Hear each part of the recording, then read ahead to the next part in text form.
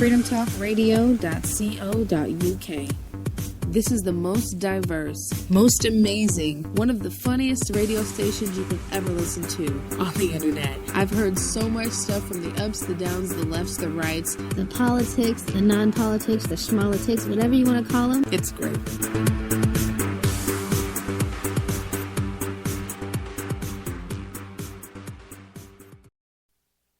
We are poor little lambs who have lost our way.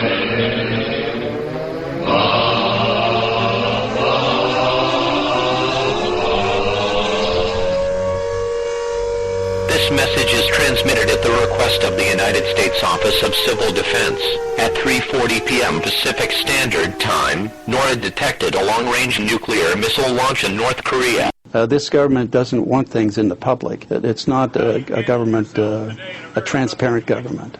You're moving into a land of both shadow and substance, of things and ideas. You've just crossed over into the Twilight Zone. Totalitarianism doesn't need armies. It only needs to control a couple of things: the media, and the ability to dispense privilege to some and withhold it from others. Of course, a weak and divided people helps. What do you say to those who think that shouldn't concern them? Problem is that if they think they're not doing anything that's wrong, they don't get to define that. The central government does. The central government defines what is right and wrong and whether or not they target you. So it's not up to the individual, even if they think they're doing something wrong. If their position on something is against what the administration has, then they could easily become a target. There is only one holistic system of systems. One vast and immane, interwoven, interacting, multivariate, multinational dominion of dollars.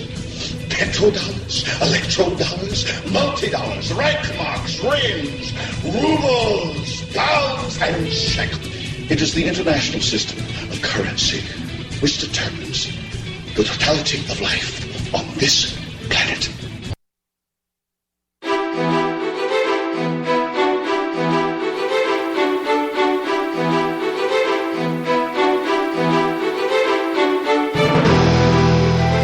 And good evening. Welcome to the Saturday edition of Surrounded by Idiots. My name is Bill Zam. Welcome to the show. I got nothing for you tonight. Virtually no prep. No prep whatsoever, other than some of the stories that I have gleaned off of the internet. So this should be pretty entertaining tonight. As always, if you want to call into the show, the phone number is 712-432-0075. That's 712-432-0075. And then when the nice lady answers and asks you to put in the PIN number, you put in the number 282-435. That's 282-435, followed by the pound key, and we will get you on the air. Tonight, we're going open mic. So when I put you on the air, you can talk about whatever the heck you want to, and if I don't like it, I'm going to hang up on you. It'll make the show that much more interesting. And we have a bunch of stories, actually, that I have been gathering all week. Pardon me, my voice is a little bit rough tonight. As you know, I have a long-term illness that I have been battling for the past few years.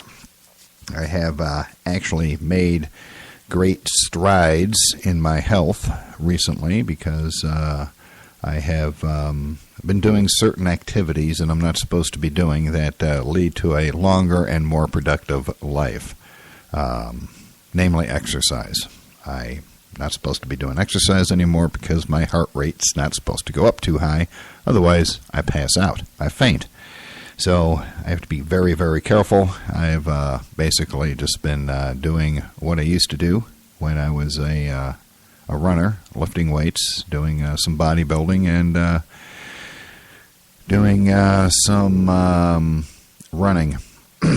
Another thing that I'm not supposed to do with all the body parts that are worn out, creaky, and old. But the good news is, with the information that I have been gathering. I am constantly on a quest of medical information. Medical information is one of my hobbies. I just like to read about different types of medications, different types of conditions, what affects people, what doesn't affect people. It's part of my observation of the human condition that I use for this show. One of the things that I've found is that there is a correlation between what's going on with me and a lot of other people, I might add. A lot of other people have the same thing. Not only do I have this neurocardiogenic syncope, which is when your brain and your heart do not communicate via the nerves. The nerves have been severed. In my case, it is because of a neck injury. There are hundreds of thousands of people with that, and a lot of people are just simply undiagnosed with it. It takes a specific set of tests in order to be able to diagnose it, and many doctors, many cardiologists scratch their heads over what's going on because it's just not a very well understood problem. Now, another problem that I have is lack of energy, fatigue, things like that, muscle aches, and that affects millions and millions of people. And these people are have been mocked, laughed at, denied benefits for their condition. And I am here to tell you, me, Bill Zam, I have this condition. I am absolutely 100% convinced of it because of something that happened to me about 10 years ago. See, I host another show called This Old Shack. It's about alternative energy. That's right. I am a conservative, a libertarian, and a Christian, and I use alternative energy like solar panels, deep cycle batteries, things like that. And it doesn't seem like they go together, but actually they do rather nicely. So I was at our place in northern Michigan, directly on the 45th parallel. Our place in northern Michigan is on the 45th parallel, halfway between the equator and the North Pole. Lovely place to be. It's on a lake called Big Bass Lake, and I can tell you that there are, in fact, big bass in there, and they are mighty tasty as well. So I was up there doing an episode of This Old Shack, and I woke up one morning and I had a spider bite on my arm. You know, little spider bites, you see them, you can tell when you've got a spider bite because it's like around the little red mosquito bite thing. There's like two little holes in there, so you can tell you've been bitten by a spider. No big deal, happens all the time. Well, I got up, I washed it off with alcohol and hydrogen peroxide and everything was fine. And then the next day, the day that I was actually coming back here to Saline, Michigan, the little red spider bite was now a hole. It was actually, some of the flesh had actually come off, and it was now a hole. So, I washed it out with hydrogen peroxide again and put a Band-Aid on it, and I figured I was good to go. So I left and came back home. So I get up the next day, and now my arm is swollen up. My elbow is swollen up like a football. The skin's all stretched out. It was unbelievably painful. So I call the doctor's office, and I tell them something's wrong. My arm's swollen up, and it hurts like hell. They said, well, come on in. We'll take a look at you. Get into the doctor's office. My doctor, Dr. Ty, he walks in the room. He takes one look at me. Doesn't even ask me what the heck I did this time to myself. He looks at me, and he goes, what's your wife's phone number at work? And I said, why? He goes, because I'm checking you in the hospital right now. Okay. So I get into the hospital. Fortunately, it's like a block away from where I live. So my wife met me at home, drove me down there. They checked me in, and they did some tests, and I found that more than likely I had been bitten by what is called a wood spider. It is a spider that lives like in wood piles and things like that, hence the name wood spider. And it had given me a nice case of natural anthrax, which I can tell you from experience is very painful. And the way they treat that is with an antibiotic called Cipro. So they had me in the hospital for 3 days. They had me on an IV drip of Cipro for 3 days. And then I had to take Cipro for another 2 months, I believe, to finally get rid of the infection. Well, as it turns out, one of the side effects of taking Cipro is something that is called, let me see here, call it up here on the old web page. It is something that is called the Floxies. And there's a new warning in Cipro about neurological issues that it can cause. It can cause permanent muscle pain, joint pain, fatigue, lack of clarity of thought, that sort of thing. All the things that I've been suffering from. I mean, when I get tired, I literally cannot put two and two together. It's almost impossible. I stumble around. I drop things a lot. You know, I pick something up and it just falls right out of my hand for no apparent reason. Obviously, I didn't have a good enough grip on it, but I didn't know that. The pain is quite incredible. But it's called the Floxies. It is known by another name that you're probably more familiar with. It is called the Gulf War Syndrome. The syndrome that has been laughed at, poo-pooed.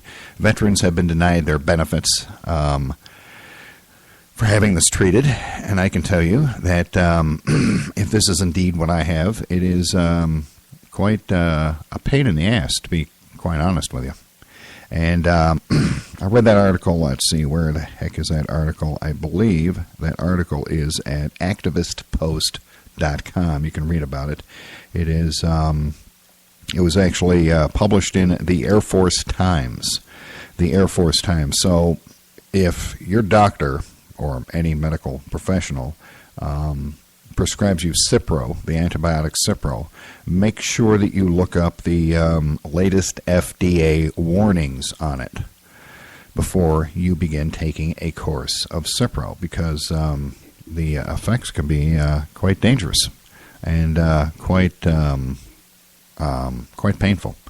I can tell you that from my own experience. So I've got not only the neurocardiogenic syncope, I've also got this, apparently, have this Floxies thing, which is a real pain in the butt. Now, moving on to more happy news. Well, not really happy news. Let's just dive right into it. I'm looking at an article here on, let me see here. This is naturalnews.com, naturalnews.com. And they're talking about an article that appeared in the Proceedings of the National Academy of Sciences. The National Academy of Sciences Proceedings. It's about some scientists from the Monterey Bay Aquarium Research Institute, or MBARI. They've done a study, and the headline of their study is Dead Sea Creatures Cover 98% of the ocean floor off California coast, up from 1% before Fukushima. The correlation that they've made is that apparently the radiation from Fukushima is affecting life in the ocean off the coast of California. They say it is up 98% from last year, from a year ago. So they say that they are seeing effects of the radiation from Fukushima. And again, this is in the Proceedings of the National Academy of Sciences, and you can read this article at naturalnews.com. And let me see what it says here. Though the researchers involved with the work have been reluctant to pin Fukushima as a potential cause, National Geographic, which covered the study recently, did not even mention Fukushima. The timing of the discovery suggests that Fukushima is perhaps the cause. According to the data, this sudden explosion in so-called sea snot, which is the name given to the masses of dead sea creatures that sink to the bottom of the ocean floor as food, has skyrocketed since the Fukushima incident occurred. So obviously they are, over here at Natural News, they are obviously making a correlation. However, we go over to, where the heck are we now? DeepSeaNews.com. DeepSeaNews.com. Is the seafloor littered with dead animals due to radiation? No, it is not. Recently, we at Deep Sea News tried to combat misinformation about the presence of high levels of Fukushima radiation and its impact on marine organisms on the west coast of the United States. After doing thorough research, reading the scientific literature, and consulting with experts and colleagues, we have found no evidence of either.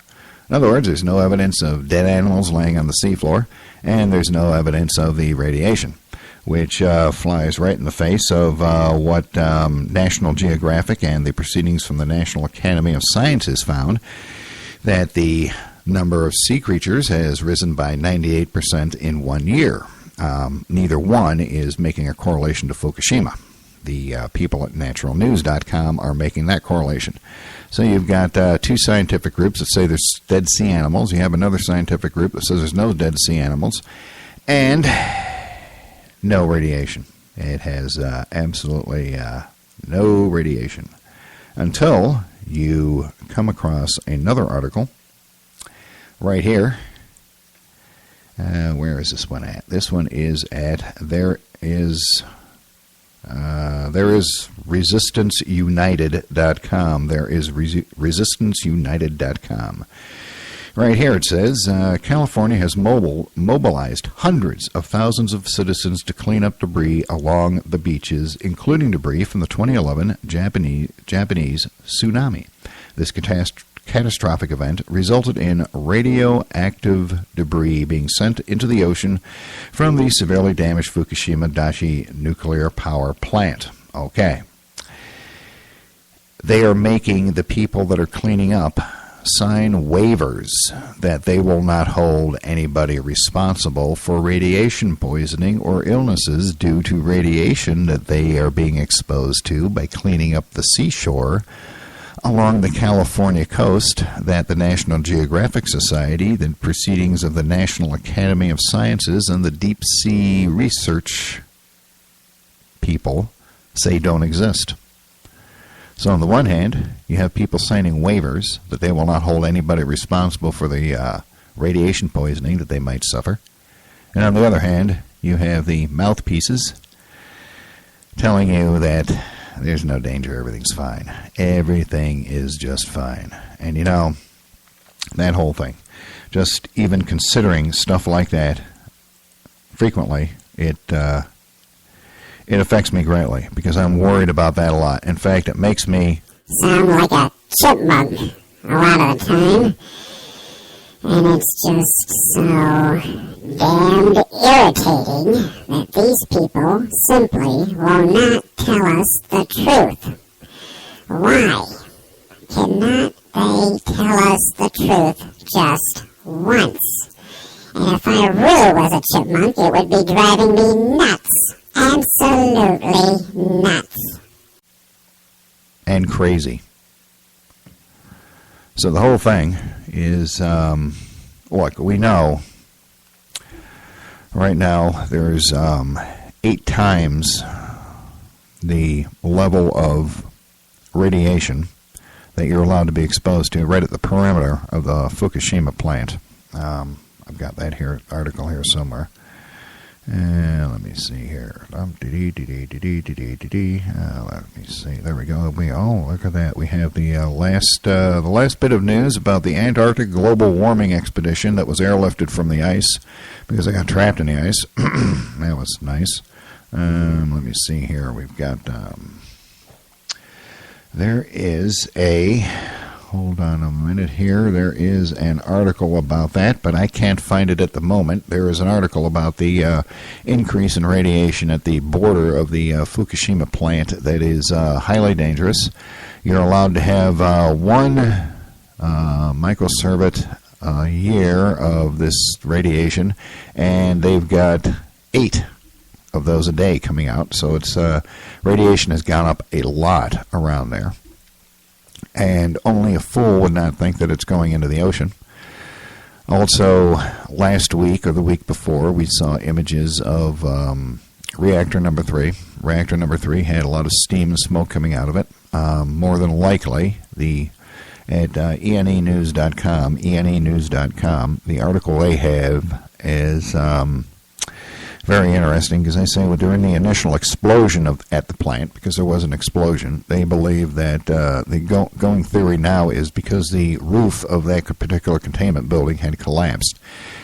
The going theory now is that some of the radioactive fuel pellets got into that plant and have been reacting with the existing radioactive material that's in there, And that has caused a complete meltdown due to the heat, and that is why we are seeing the steam and the smoke and all the little seismic events and everything, because it could very well be a China syndrome type of event where it's just melting its way into the ground. So that's it on the Fukushima news. We got a couple of groups saying, no, don't worry about the radiation. But there are a lot more dead sea animals. And another group says, no, there's no dead sea animals and there's no radiation. And then we got the government in California saying, oh, yeah, there's radiation. And guess what, folks? You got to sign a waiver before you get to go clean up any of this garbage that's laying around. Let me actually see if I can find the groups that are actually making people sign the waivers. Maybe that will add some clarity to it here. As I go over here, we've had there's been an earthquake in Florida, 5.1 on the Richter scale. Let me see here. Unbelievable cost of maintaining Michelle Obama's dignity. Let's see, 300,000 people in West Virginia can't drink the water because of a chemical spill down there. That's pretty disturbing. Okay, I have found the article that I'm looking for, and in a moment. Okay, let me see here. Nope, that's not the article I was looking for, so I will continue to look for the article while I blather incessantly in your ear. And let me see, aquatic life can help clean it up. Chemical charges, China surpasses. Where the heck is that article?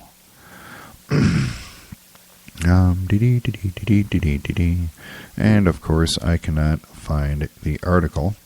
But there are, here we go, thousands flock to you to clean up. Okay, here's the article right here. California has mobilized hundreds of thousands of citizens to clean up debris from the beaches, including debris from the 2011 Japanese tsunami. The tsunami debris began hitting the West Coast back in 2011, but according to the California Commission, researchers believe that the first large waves of tsunami debris began hitting the California shores in the winter and spring of 2013. Okay, generous grants from the National Oceanic and Atmospheric Administration and the California Emergency Management Group has spawned numerous volunteer debris groups, and those volunteers have cleaned up millions of pounds of debris. And let me see here. Here we go. This work was accomplished by in everyday clothing with a bucket in hand. None of the citizens were provided protective gear just in case the debris turned out to be radioactive.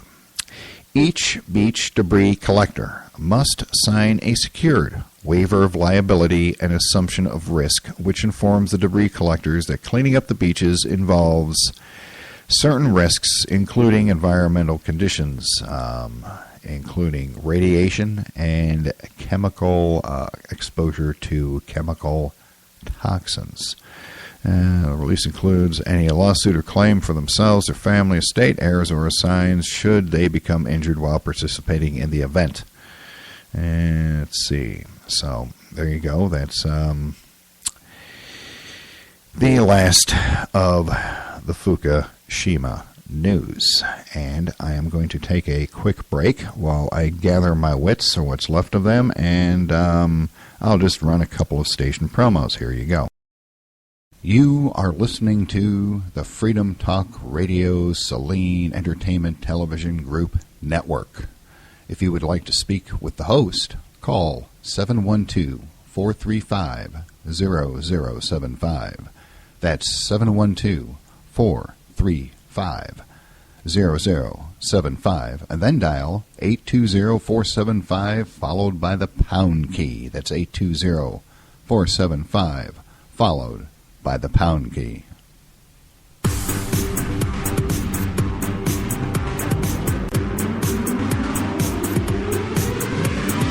freedomtalkradio.co.uk.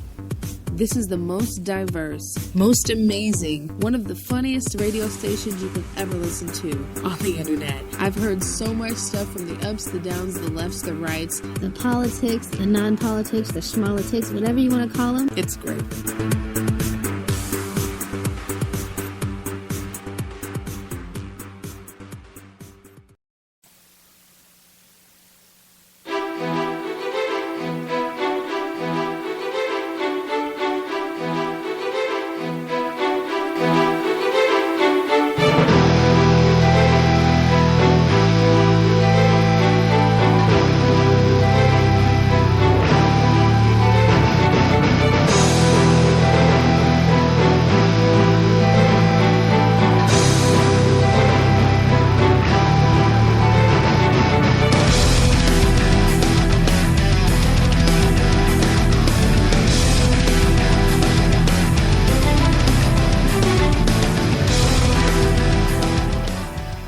And I am back. Welcome back to the show. This is Surrounded by Idiots, starring me, Bill Zam, the Saturday edition. Now, we are going to start hearing in the near future about the coming apocalypse. I'm not talking about the financial apocalypse. I'm not talking about the other doom and gloom. I am talking about the actual end of the world, the one that we were so bitterly disappointed in 2012, when the world was supposed to end on December 21st, and damn it, it just didn't. So now we got to stick around this crap hole for a few more years until somebody else comes up with another doomsday. Of course, we're seeing rumblings that it was actually 2014. 2014's the real deal. And it's going to be like in October or something like that. It's going to be in October. Yeah, that's the ticket. That'll give us plenty of time to whip everybody up into a frenzy. Well, there's an article at, where is this? I'm doing a lot of this from my Android device now. It is from some website. I don't know what the address is, unfortunately. And they have a library of dates for the end of the world. That's right, the end of the world as we know it, the second coming of Christ, the Battle of Armageddon, the destruction of mankind, the date when the machines finally become aware and decide to do us all in. So here's some of the dates that have been used for the end of the world. 44 A.D. Thaddeus declared himself the Messiah, taking 400 people with him into the desert. For his efforts, the Romans beheaded him. In 53 A.D., even before the books of the Bible were written, there was talk that Christ's return had already taken place. In fact, the Thessalonians panicked on Paul when they heard a rumor that the day of the Lord was at hand and they had missed the rapture. 80 A.D., Ben Zakkai died about 80 and expected the Messiah about the time of his death. And that never happened. 100 to 200 A.D., Rabbi Eliezer ben Harakias, 1st and 2nd century, thought the days of the Messiah would last 40 years. 130 A.D., 381 A.D., 400 A.D., another one in 400 A.D., 435 A.D., 470 A.D., 500 A.D., another one in 500 A.D., 950 A.D. The acrostic on the end of the world, predecessor of Solano's Dies Irae, found in, they've got an abbreviation here, and I don't know what the abbreviation means. And the rest of it's written in Italian, so that doesn't help me much. 950 A.D., the treatise on the Christ, 950, evoked a response of a variety of crises at the mid-century that provoked widespread apocalyptic disquiet. 950 to 980 A.D., there was the Hungarians expected the apocalypse. 950 A.D., let me see, there was another treatise on the Antichrist, which was a response to a number of mid-century crises that had provoked widespread alarm and fear of an end-time apocalypse. 964 AD, 965 AD, 968 AD, 969 AD, 980 AD, 979 AD, 983 AD, 987 AD, 989 AD. This was caused, the one in 989 was by Halley's Comet. Halley's Comet appeared, and of course, it's the end of the world as we know it. Let's see, 1000 AD, 992 AD, and just 1000 AD. There were, in 1000 AD, there were, hold on here, 1, 2, 3, 4, 5, 6, 7, 8, 9, 10, 11, 12. 12 different apocalypse predictions. Same thing in 1003, 1005, 1006, Let's go up to more modern times here. 1533, Christ coming in judgment at 8 a.m., October 19th of 1533 was supposed to take place, and it didn't happen. Another one in 1533, they're expecting the tribulation. And let me see here, 1656 was a big year. 1809, Mary Bateman, who specialized in fortune-telling, had a magic chicken that laid eggs with end-time messages on them. This is a good one. One message said that Christ was coming. The uproar she created ended when she was caught forcing an egg into the hen's ass by an unannounced visitor. She was later hanged.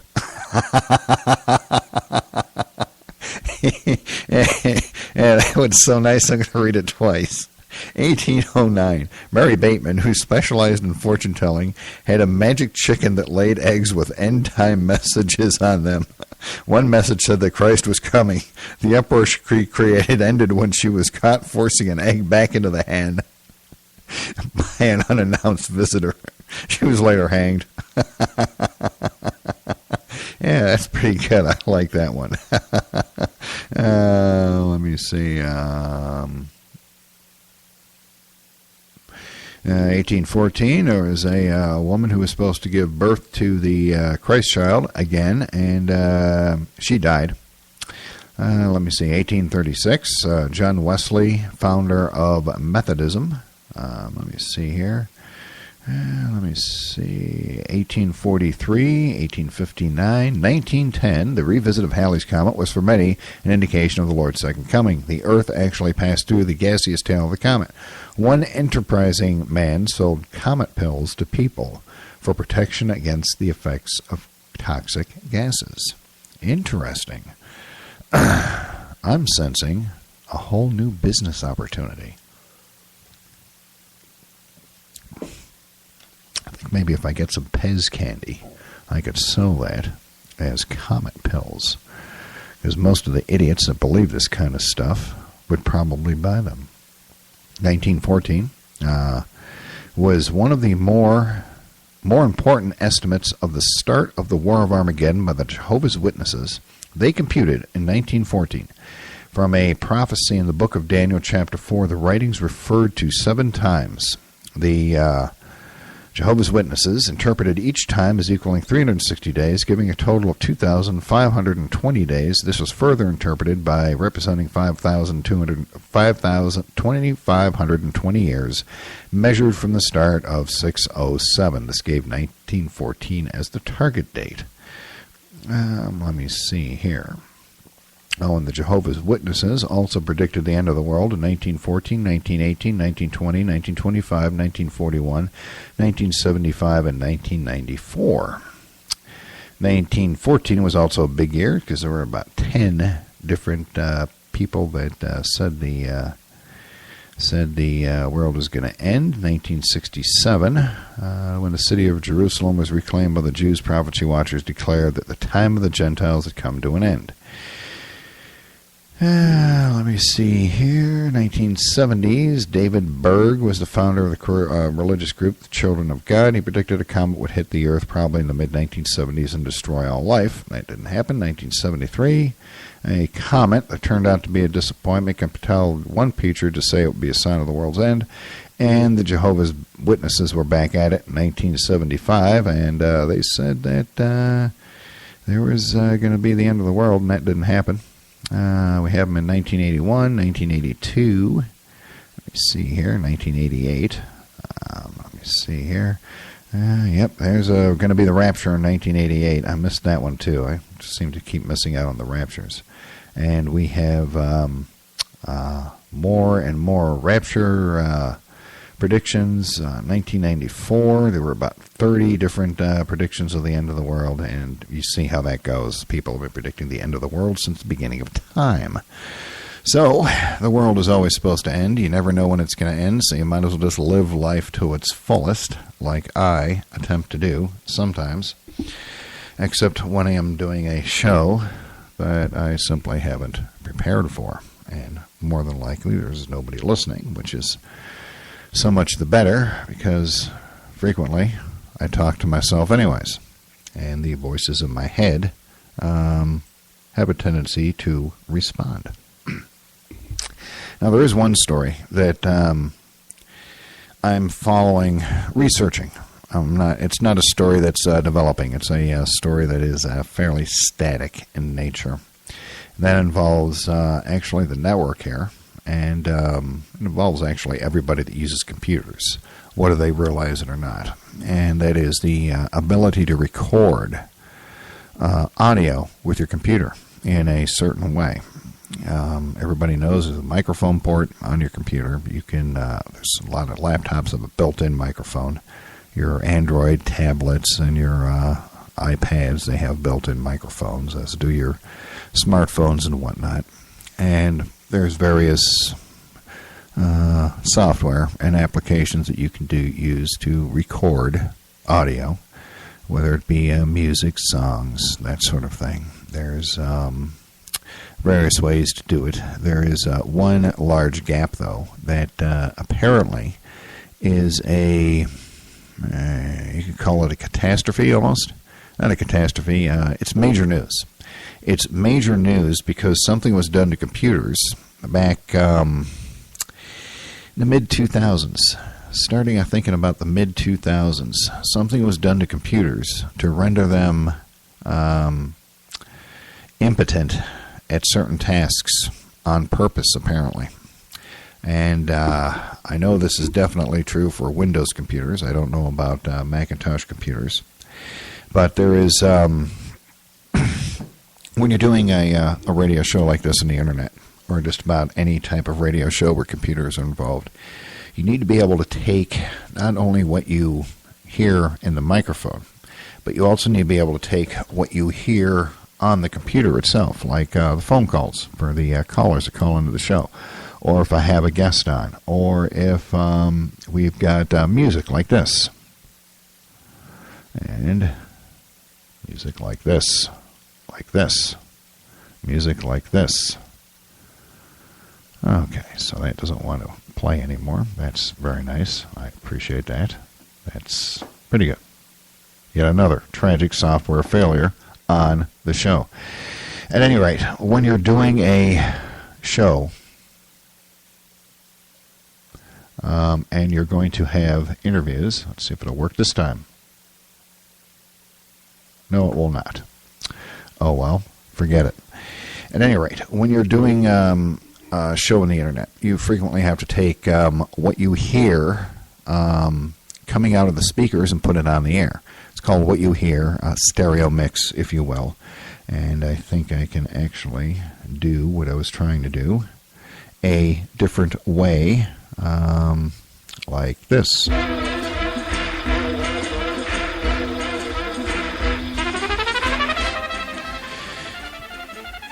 This is what you call a voiceover. A little bit of music playing in the background. Also, it's very similar to when you're having a guest on. You call the guest on the phone, and you put the guest on the air.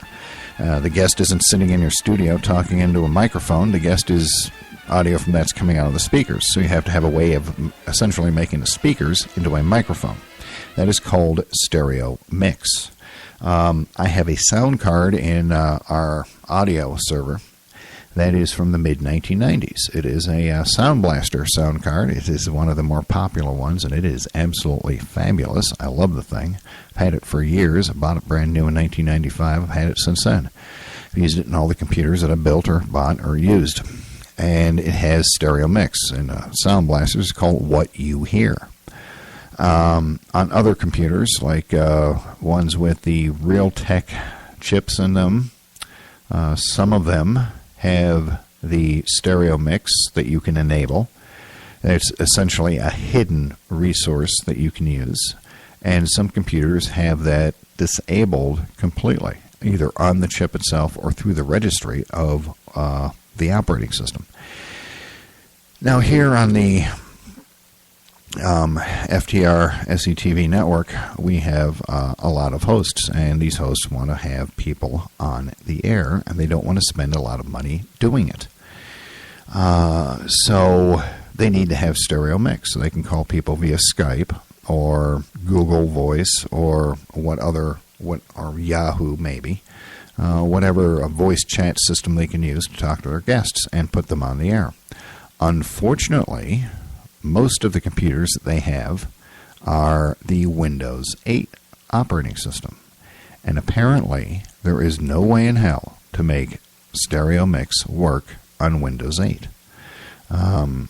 Part of the reason is because Windows 8 is essentially a cell phone operating system that they've decided to start slapping on computers for some reason. Probably because the hilarity over there in Washington at Microsoft over the Windows ME cluster has worn off, and they needed some new hilarity to joke about at their parties. But Windows 8, everybody that has Windows 8 that does a show simply cannot use stereo mix. So you either wind up getting a sound mixer and finding a way to run your telephone into the soundboard, or you start using two computers. In my case, because of what I do, I also do a video side of the show when I have guests on. So I need more than one computer, because otherwise I'd run my computer clean out of resources. So I have actually three computers running for a show. The computer that is doing the work of what you hear me saying right now is not the computer that I use for the show.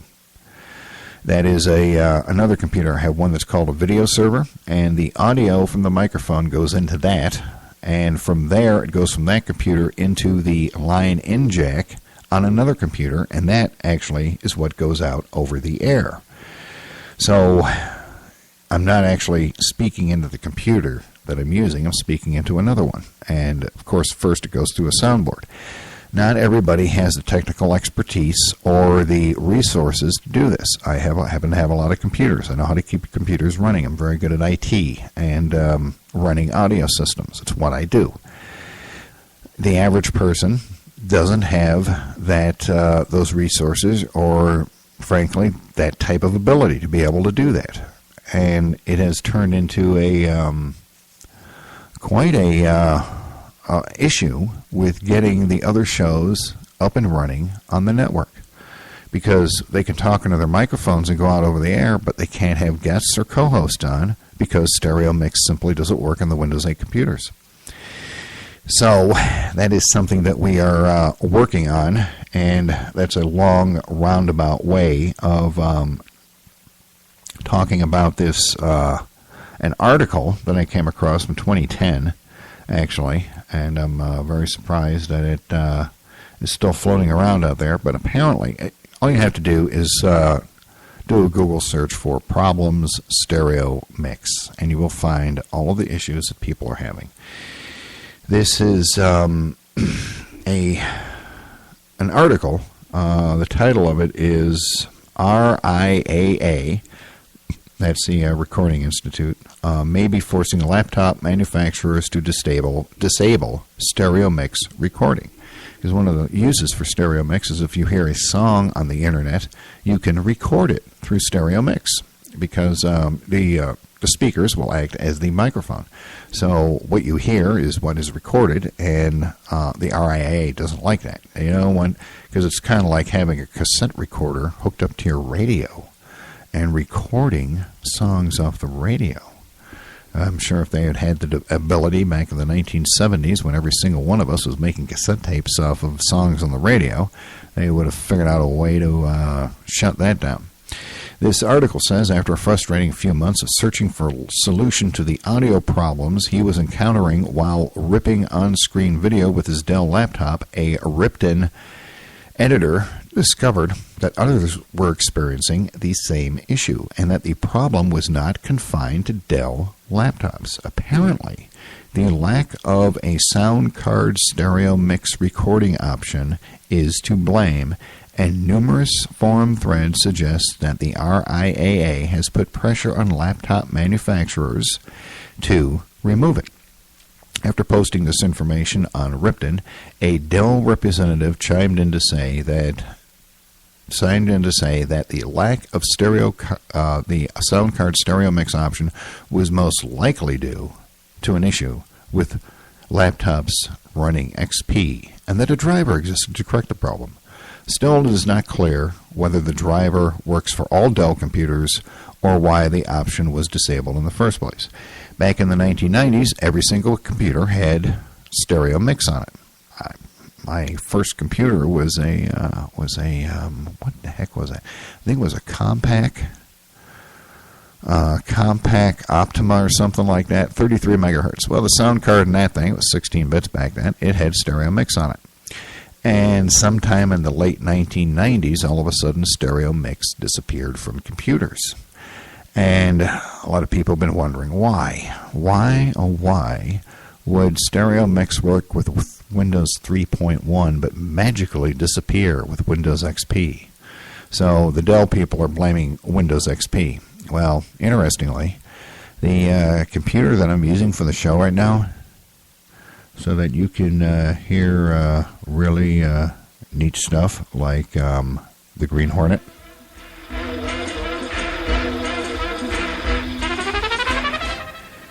is an XP computer, and the stereo mix works just fine on it.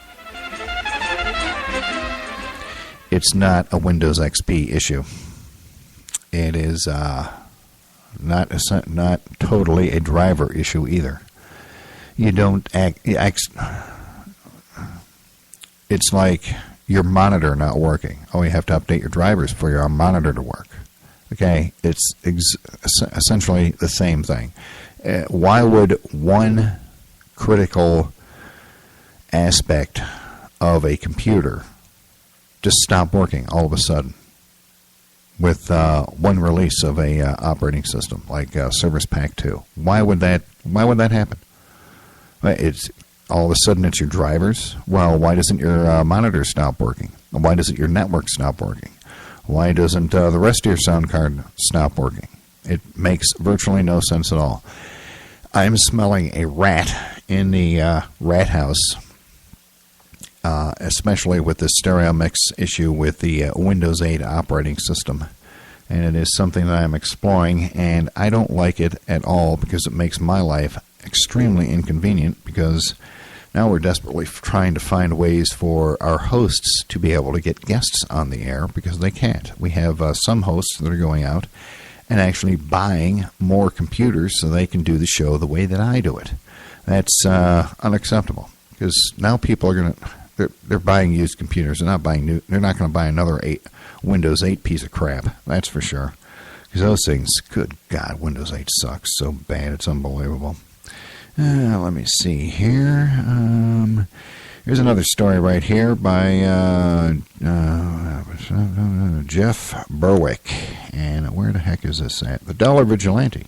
TheDollarVigilante.com, a worldwide concerted effort to shut all doors internationally for Americans and Westerners, is underway. Apparently, according to this guy, there is an obvious trend that other countries are attempting to keep Americans from coming to their countries. Why? I don't know. I'm just chalking that up to a conspiracy theory at this point, unless I actually see some proof right now. Something about Paraguay and the Dominican Republic. Okay. More big news on the hacker front. That is this. You know about the Target fiasco where millions of credit cards were stolen right off the Target servers during the Christmas season. Well, apparently, not only has the 99% of Target been hit, but the 1%ers over at Neiman Marcus have also been hit. Responding to inquiries about a possible data breach involving customer credit and debit card information, upscale retailer Neiman Marcus is working with the Secret Service to investigate hacker break-ins that has exposed an unknown number of customer cards. So now Neiman Marcus has been hit by hackers, and people's credit card and debit card information has been stolen. Fortunately, I haven't shopped at Target in quite a long time, so hopefully they don't hit the stores that I shop at frequently, because that would be a real pain in the patootie, because somewhere along the line, when I got my new Visa card from my bank, my new check card, some rocket scientist figured that it would be the best thing in the world if my little CC number on the back, the little security number that they have on the back of the card. So when you buy stuff online, you have to put in that 3-digit number in order for them to be able to tell that you're actually holding the card in your hand. For some reason, the people at Visa decided the best thing to do for me would to give me 3 concurrent numbers, which is kind of defeats the purpose of security, if you ask me. It's like making your PIN number 1111 instead of it drives me nuts sometimes. So they did that to me, and now I got to try to be more careful using my card online, especially since the numbers run concurrently and they'll be very easy to guess. And I probably shouldn't have talked about that. Let me see. Target, 70 million customer information stolen. Firm bankrupted by cyber heist. Sues. There was a firm that was bankrupted by a cyber criminal, and they are suing the bank. Let me see. A California escrow firm that was forced out of business last year after receiving a $1.5 million cyber heist is now suing its former bank to recoup the lost funds. So apparently $1.5 million was taken out of the bank, and they didn't stop it. That's nice. And I suppose that since it's my network and my show, I don't have to do a full hour tonight. I'm just going to do 51 minutes and call it a night. This is essentially yet another test to make sure that all of this works. We have the phone system up and running, and it is working quite nicely. Let me see here. There's okay, hold on a second here. Okay, when you call into the phone number for the show, when you call into the phone number, let me see here, 712-432-0075, and then enter the PIN number 282-435, followed by the pound key, you'll get into the queue for the show. I'm not taking any calls tonight, so everybody that's on hold, I apologize, but I'm only going to do an hour show tonight, even though it would be entertaining to see what brilliant observations that you have to make. We're not going to do that tonight. While you're on hold, you hear this.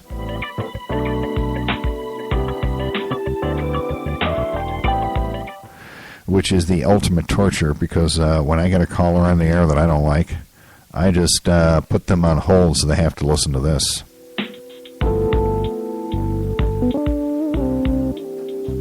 That's right. On our phone system, we have 1980s elevator music that plays while you're on hold. Is that aggravating or what? Listen to that. I'd like to listen to that for a 2-hour show, waiting to get on the air. It comes inconvenient because, people know by now, over these past 50 years or so, with every single radio host saying, turn down your radio when you're on the air or it causes an echo. There's still people that don't turn down the radio when there's an echo, and when you hear the echo, then you just put them on hold so they listen to this.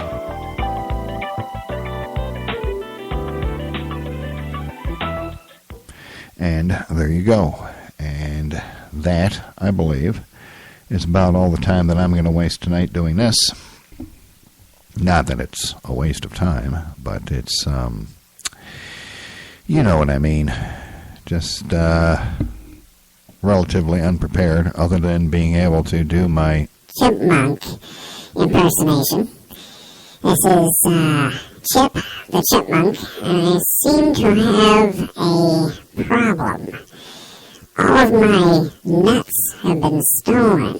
You see, I buried my nuts just underneath the oak tree over there, and I went back to find them, and apparently Chester T. Squirrel has taken all my nuts, so this means war.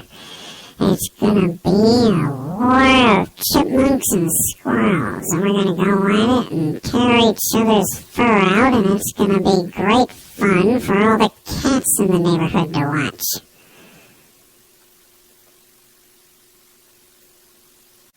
Actually, I think I was more entertaining as a squirrel than I was as a regular radio host. And, of course, I will now use my alien voice and say good night to all of you. Thank you for stopping by and listening to the show, or however lack of entertaining it actually was, other than me muttering into a microphone for a while to test out our call system and everything, and forcing people to listen to this horrible hold music, which sounds even worse with an echo. At any rate, my name is Bill Zan. And I will see you the next time I'm on the air. Good night, everybody.